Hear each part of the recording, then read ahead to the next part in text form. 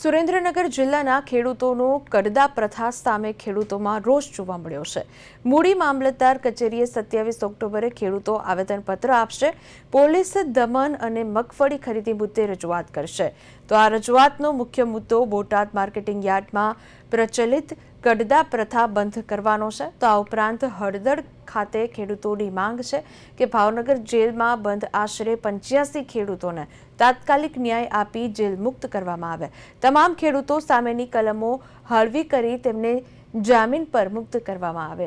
તો ખેડૂતની ઓછી અને ઓછામાં ઓછી 250 મણ મગફળીની ટેકાના ભાવે ખરીદી કરવાની માંગ છે।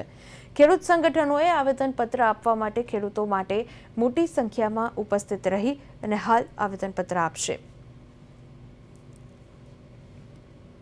નમસ્કાર ખેડૂત મિત્રો, આવતી 27/10/2025 અને સોમવારના દિવસે મૂળી મામલતદાર સાહેબને આપણે સૌ બધા ખેડૂતો મળી મામલતદાર સાહેબને આવેદનપત્ર આપવાનું છે કે જે બોટાદ હળદળ કાંડ જે થયો એમાં નિર્દોષ ખેડૂતોને ફસાવવામાં આવ્યા છે। 85 જેટલા ખેડૂતો જેલમાં છે। એના અનુસંધાને આપ સૌ મૂળી તાલુકાના તમામ ખેડૂતો મૂળી સવારે 10 વાગ્યા બધા ખેડૂતો પધારો। કેમ કે આપણે નહીં આવેદનપત્ર આપી આપણે માંગ નહીં રજૂઆત કરવી સરકારને તો આપણો ખેડૂતોનો અવાજ કાયમની માટે દબાઈ દેવામાં આવશે। એટલે તમામ ખેડૂત મિત્રો પધારો।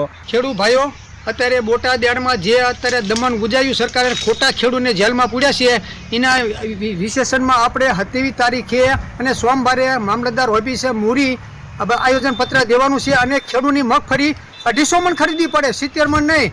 ખેડૂતનું પણ ભેગું આયોજનપત્ર દેવાનું છે। એટલે તમામ ખેડૂતને મારી નમ્ર વિનંતી છે, 27 તારીખે અને સોમવારે 10 વાગ્યે મૂડી મામલતદાર ઓફિસે તમામ ખેડૂતને પહોંચવાનું છે।